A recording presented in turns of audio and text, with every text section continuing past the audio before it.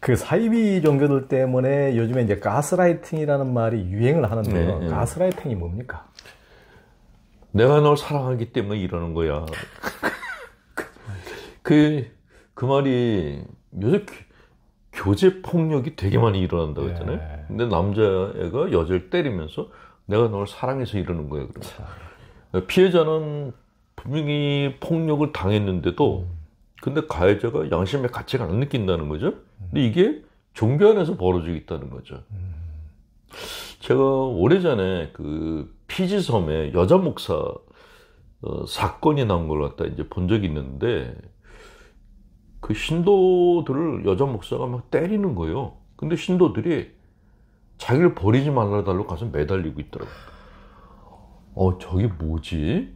그 여자 목사 신도들을 노동 착취하고 뭐 여러 가지 착취를 했는데 신도 중에 하나가 말을 안 들었다고 때리면서 내가 널 사랑해서 때리는 거야 그러는데 야 저게 가스라이팅이구나. 근데 신도들이 저항을 하는 게 아니라 그 목사는 매달리면서 쫓아내지 말아달라고 그래요. 근데 이런 현상이 여기서도 있다는 거예요. 그 안에서 우리가 사는 이곳은 천국이고, 그러니까 여기에 대해서 불만을 갖는 것은 여기 있을 자격이 없다. 그래서 어떤 사람도 자기 쫓아내지 말아달라고 그런다. 전 재산을 다 내고 거기서 계속 노동 착취 당하는데도 그거에 대해서 불만 표시를 못하는 거죠. 네, 교주는 다 이게 내가 너희들을 구원의 길로 이끌려고 이러는 거야. 라고. 이게 종교 가스라이팅이 무서워요. 그러니까요. 이거는 시간이 갈수록 더 심해지죠. 네. 교주한테 사랑을 받기 위해서 충성 경쟁을 벌이기 시작하는 거예요. 독재자를 놓고 이렇게 사람들이 충성 경쟁 벌이듯이 종교 안에서도 충성 경쟁이 벌어지거든요. 그러면은 다른 사람이 기도를 1시간 한다 그러면 자기는 2시간 하고 다른 사람이 1시간 일한다 그러면 2시간 일하는 이런 현상이 벌어지게 된다는 거죠. 그래서 순종도 그렇고 가스라이팅도 그렇고 그런 모든 것들이 사실은 인간을 인간화시키는 게 아니라 인간을 오히려 이렇게 노예로 만드는 그렇죠. 그런 시스템이다. 이거는 반드시 제거를 해야 된다라는 그런 생각을 갖다 하게 됐습니다.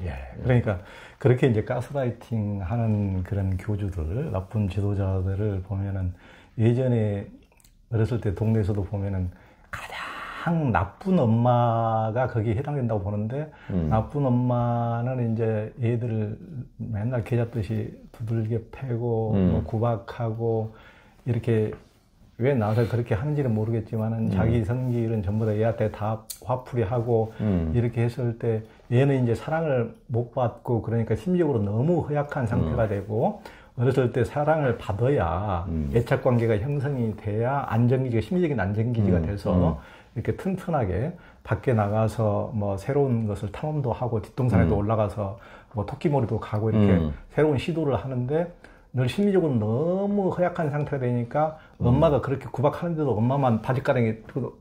그런데 엄마는 그러면 네 말 안 들으면 나 나가버릴 거야. 그러면 더 울고 늘어지고 또 너 나가 또 두들겨 패고 그러면 또 바짓가랑이 잡고 엄마 나 봐줘 나 다시는 더 말 잘 들을게. 그랬을 때 보면 꼭 그런 집이 있거든요. 그렇죠. 그런 식으로 가장 나쁜 엄마 케이스가 그 교주하고 그렇죠. 똑같네요. 가정 안에서의 가스라이팅인데 그게 그대로 종교로 들어가 버린 거예요. 그렇죠. 교주들이 가스라이팅을 한다는 거는 본인들이 그걸 경험했다는 거죠.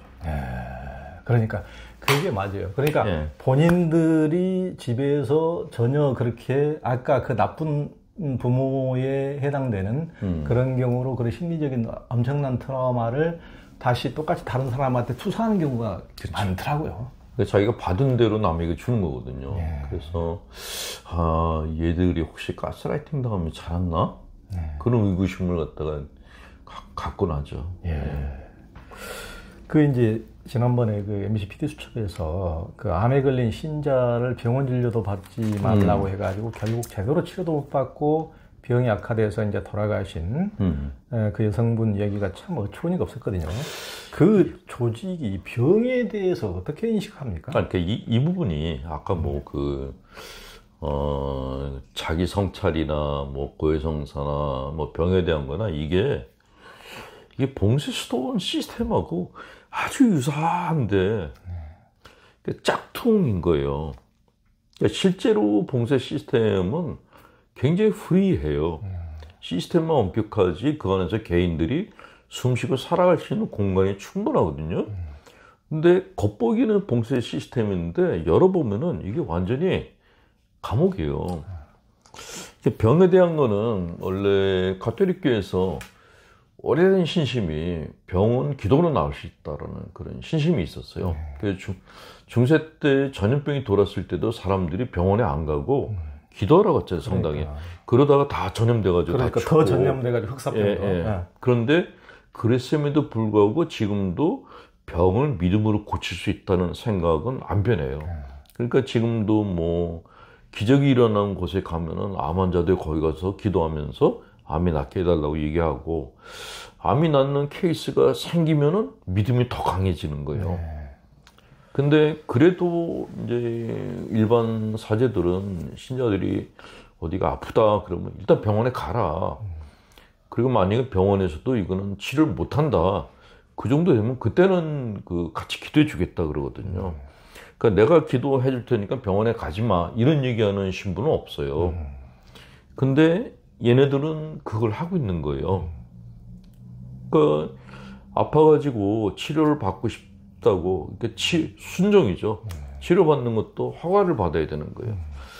그러니까 일거수일투족을 다 허가를 해줘야지만 내가 할 수가 있다는 거죠. 그래서 자기가 아파서 너무 아파서 병원에 가고 싶다고 이제 부탁을 했더니 이제 그 답이 오기를 믿음을 갖고 더 기도하라고. 결국 그러다 죽은 거죠.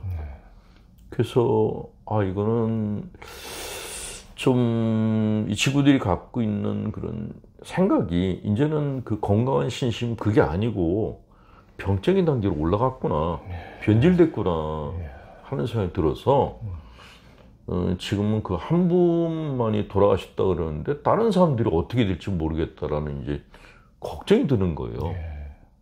그래서 뭐 왜 이렇게 다른 사람들이 저를 보고 왜 그건 나간 애들 공동체인데 왜 관심을 갖고 자꾸 왜 걔네들을 건드리려고 그러냐 그러는데, 저는 그게 그냥 그 한 번으로 죽은 걸로 끝났다 그러면 모르겠는데 그게 아니고 또 다른 사건이 발생할 위험이 있고, 그렇죠. 아직도 그 안에서 가스라이팅 당하면서 고통 겪고 있는 사람들이 있는데 다 가톨릭 신자들이에요. 제가 사제인데 어떻게 그 사람들에 대해서 무관심하고 그분들 그냥 방치할 수가 있겠어요. 그래서 힘은 없지만 그래서 이렇게 뭐 제가 할 수 있는 데까지 그런 실상에 대해서 얘기를 하고, 그 안에 있는 사람들을 제가 구해내지는 못하지만 그 안에 들어가려는 사람들은 막아야겠다라는 생각이 드는 거죠. 그때 아무래도 이제 조 기자님이 종교계에서는 많이 알려주신 분이고, 제가 만약에 그냥 교회 안에서 뭐 다른 신부하고 얘기한다 그러면은 지들끼리 뭐 그냥 짜고 치는 고스톱이지 이렇게 생각할까봐 일부러 종교도 다르고, 그리고 굉장히 이렇게 종교의 안 좋은 면을 많이 알고 있는 조 기자님을 통해서 얘기를 하면은 객관성이 있으니까 사람들이 신뢰하지 않을까 하는 마음에서 이제 이런 자리를 마련한 겁니다. 저는 신부님의 그런 정의감이 정말 중요하다고 생각하고요. 그걸 뭐 많은 사람들이 보기 싫다고 그냥 눈 감고 있어버리고 그냥 한마디도 안 해버리고 아무런 문제의식 없이 그냥 그런 사람들에게 그냥 끌려가는 수많은 사람들이 현실적으로 존재함에도 불구하고 그렇게 되면은 어떻게 보면은 직무유기라고 저는 생각을 합니다. 그런데 직무유기죠. 그런 이제 기도로서 병을 고칠 수 있다, 이런 것은 제가 봤을 때는 그 사람들, 그 신자, 그 환자를 사랑해서라기보다는, 그 사람을 위해서라기보다는 모든 그 사람이 오직 자기에게만 의존해야 되는데 의학에 의존하거나 다른 데 의존해서는 안 되도록 하기 위해서 오직 그것을 과도 포장하고 그런 나쁜 의도가 저는 이제 숨어 있는 것을 너무나 많이 봤기 때문에 그래서 한국 뭐 개신교에서도 최고의 대형 교회들, 이런 교회들은 그런 처음에 교회 설립자들이 그런 식으로 치유한 은사, 치유 은사의 능력을 발휘했다 그래서 사람들이 구름대처럼 몰려들고 그러면서 대부흥을 이루고 그러는데 실은 그 한국에서 가장 큰 부흥을 이루신 분 같은 경우도 본인 자신이 평생을 파킨슨 병을 앓다가 본인 몸 하나 어떻게 하지 못하고 평생 그렇게 쩔쩔매다가 가신 분이거든요. 그런데도 불구하고 그런 것을 이를테면 수많은 사람이 있다 보면 그 중에서는 뭐 치료되는 사람도 있을 수가 있는 것이고 요즘에 뭐 TV에서도 나는 자연인이다도 뭐 많이 나오지만은 병원에서 못 고친다 그래서 다 포기하고 산소 깊이 들어갔다가 거기서 운 좋으면은 몇 분씩은 또 나을 수도 있는 것이고 세상 일이라는 게 뭐 그렇지 않습니까? 예외적인 것도 많이 있기 때문에 그런 것을 전부 다 그런 양 그렇게 된다면은 뭐 그 교회 다니는 사람 아무도 죽는 사람이 없어야죠. 그게 뭐 난센스고 말도 안 되는 거예요. 그거 본인 병조차도 전혀 어쩌지 못하셨던 분이 남을 병을 고친다는 게 말도 안 되는 거고 그런 것이 전부 다 나쁜 의도로 시작된 것이다. 저는 이제 이렇게 생각을 했고 또 예전에 그런 얘기도 있지 않습니까? 그 자기가 배가 난파돼 가지고 있는데 무슨 다른 사람이 막 달려가 가지고 보트 타고 구해주려고 그러니까 아니 나는 당신 아니라도 하나님이 나 구해줄 거라고 이렇게 뭐 거절하고 세 번이나 거절했는데 나중에 막 이제 진짜 이제 배가 가라앉으려고 그러고 죽게 생겼으니까 하나님이 이럴 수가 당신을 이렇게 철벽같이 믿고 있는데 이럴 수가 있으니까 아니 내가 세 번이나 너를 구하려고 세 번이나 보는데 네가 거절했는데 어쩌잔 말이냐. 그런데 지금 정말 카톨릭에도 카톨릭 대학 병원들이 얼마나 우리나라에서 최고의 좋은 시설을 갖춘 병원들이 있고 개신교에도 세브란스나 좋은 시설을 갖춘 병원들이 있는데 그런 데를 그것도 다 하나님의 사역 중에 하나고 하나님의 사역 중에 하나인데 그런 의료를 다 버리고 그냥 병이 지금 중병에 들어가고 있는데 기도만 해라? 그걸 식별하지 못하고 그런 사람들에게 말을 따라간다는 건 참 그러면 안 되죠. 종교적인 세뇌가 참 무섭다는 생각이 드는 거예요. 그 병으로 돌아가신 자매가 뭐 미국의 꽤 큰 기업의 중역이었던 사람이거든요. 그런데도 그런 사람이 그런 거에 속아서 그 가족을 버리고 공동체에 들어가서 결국 암으로 이렇게 자기 생을 마감했다는 게 정말 이해가 안 되는 거예요. 어떻게 했길래 저렇게까지 됐을까? 그러니까요.